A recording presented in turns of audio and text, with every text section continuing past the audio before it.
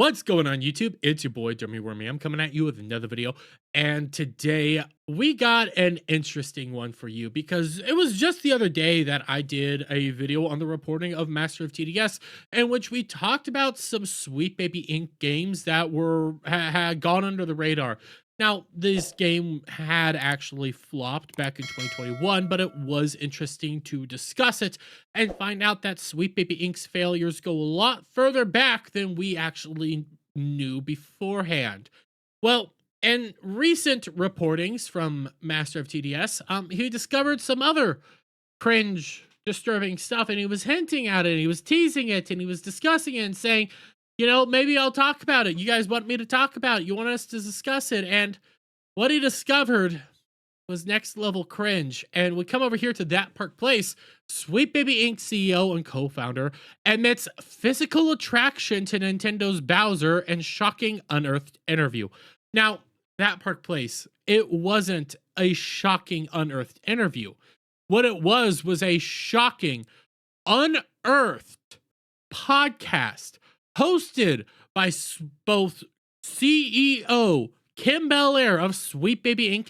and another employee, in which they openly ranked pop culture icons in who's sexy or not, and they described all these sexy characters and objectify them freely in podcast format. And by the way, this last podcast episode happened sometime back in 2018, so they haven't really made any more episodes since then.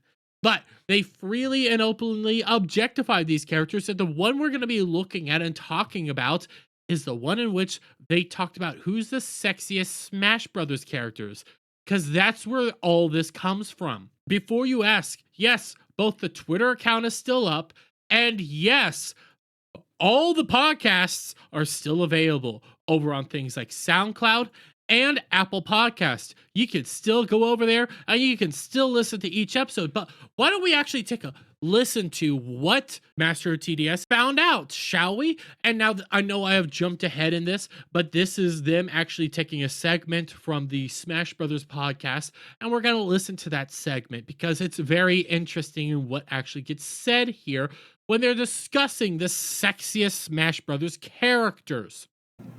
I already have mine. I got a couple too. Okay, so let's just talk about the Smash Bros. Well, that's all we got to do. We got to start getting through these Smash Bros. I can do it. So I'm going to right away eliminate the Mario Bros. Oh, yeah, you gotta. Yeah. I don't know why you gotta, and I don't know why it's important to kick the Mario Bros out the way, but okay. Are we going to have to... not everyone has a different skin, but because Samus does have two very unique suits, are we going to have to call one over the other? The thing is, it's never going to be Zero the Suit. Zero Suit. Never going to be Zero Suit. Because it's like, it's never been what Samus needed. No. And it felt, and it still feels to me, like fan service. So the Zero Suit is just fan service. Zero Suit Samus is just fan service to them, which, for those of you who are unaware, fan service means objectification to these people. These people believe that fan service is just sexist, misogynistic gooner fuel that people use to, you know, get off their willies. It's funny to have them talking about this on a podcast in which they're discussing sexiest characters. But yes, they solely view Zero Suit Samus as nothing more than fan service, and that it's bad because it goes to men. But let's see how they take this on, you know, their whole mentality of objectification and how it's wrong to objectify women. Where do they end up taking this, shall we? 100%. Yeah, and I think that there's something extremely sexy about like a bounty hunter in full armor. yeah. So much armor that it was a surprise at the end. Yeah, but which is funny because By the way, it was a surprise at the end because nobody realized that it was a female character. And guess what? Nobody had a problem with Samus, but I mean, that's besides the point here. But let's see where they take this, shall we? in the years since then, they've altered her costume enough that it's got an extremely feminine Yeah. figure. Yeah. right? Like it's the full hour, like it's an hourglass essentially, but with the huge shoulders. Yeah. And I think, I don't know, that helmet's very sexy. I have a very weird thing for huge shoulders in armor.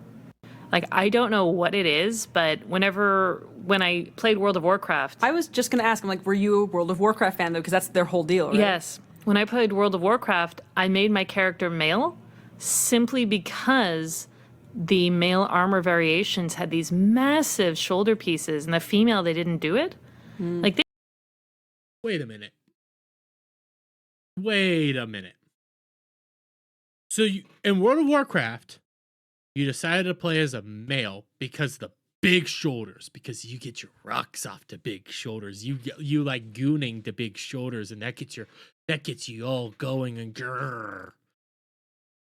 But the women didn't have it. And when male characters like to come out here and say, hey, we like our sexy women in video games, we like our attractive women in video games, we like these characters in video games, women as well say this thing, you always come out here and you say that's objectifying towards women.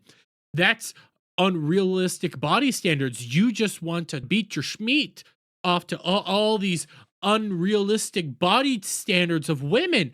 We can't have this in video games, guys, because it's bad and it's unhealthy, and you just want to, to these characters. That's why we can't have attractive women in video games. But it's perfectly fine for these people to do the exact same thing and actually do what they accuse us of doing to the male counterparts, because oh yeah, those big shoulders, man, that gets my kitty purring, that gets me all going. Oh yeah, you see what they did there? It's freely okay to objectify male characters and make your male characters as sexy as humanly possible. But if you do it to a female character, that's a naughty no-no. You can't be doing that. You can't have your sexy female characters. They're hypocrites. First and foremost, they're hypocrites. But it keeps getting worse, guys, because we discover the level of degeneracy that these people truly have. they were weirdly gendered in their armor in World of Warcraft. Maybe they've changed that since. But yeah, there is something about big shoulders and armor that like gets my motor running. Disclaimer. What you are about to hear is going to be uncensored. It is going to be extremely graphic descriptions of something you never wanted to know, given to the... And we will not be able to use a bleep button on this. Just a fair warning. Bowser, I feel like he has to be on my list. Because he is He's Bowser. bondage daddy sexy. Bondage daddy, but also like Good literal father. daddy. Yeah. You heard her. I'm not repeating that. If To be Bowser's in the game, Bowser has to be on her list because he is bondage daddy sexy. And literal daddy sexy. That's why he has to be on the list. But it keeps getting worse because Kim Belair starts talking a little bit more about her sexual fantasies about Bowser and what she's been willing to do with it. Yeah. he's gonna make the list. I just think he's cool. Oh my god, do you remember Bowser Day? One day, Ari and I, back in the day when we used to work together, Yeah. she sent me on our internal communication link, a link to say, like, look up Bowser Day on Tumblr. Yep. And Bowser Day was calling my bluff. You like to talk about How how sexy. sexy Bowser is. Yeah. That's kind of a fun thing that you do. Would you like to see it? Do you want Do you want some fan art? piles and piles of very naked, very, very phallusy, Yep. very like hardcore bondage Bowser? Yep. Here it is. Sometimes he had a turtle penis. Sometimes it was a mammalian penis. I mean, I'm one of those people who on the internet, I'm gonna click it, and when I go to the Bowser Day tag, I can go like, oh no, this isn't what I wanted. Better look at all of it though. Yep. You gotta. No, you don't have to look at all of it. You don't have to look at a single one of it. But you looked at it because you wanted to look at it. You went there because you wanted to go there. And for those of you wondering, what the hell is Bowser Day? What is this thing? Well, they gave you a brief rundown of what it is, but let's get the better rundown from Bowser Day, the actual website.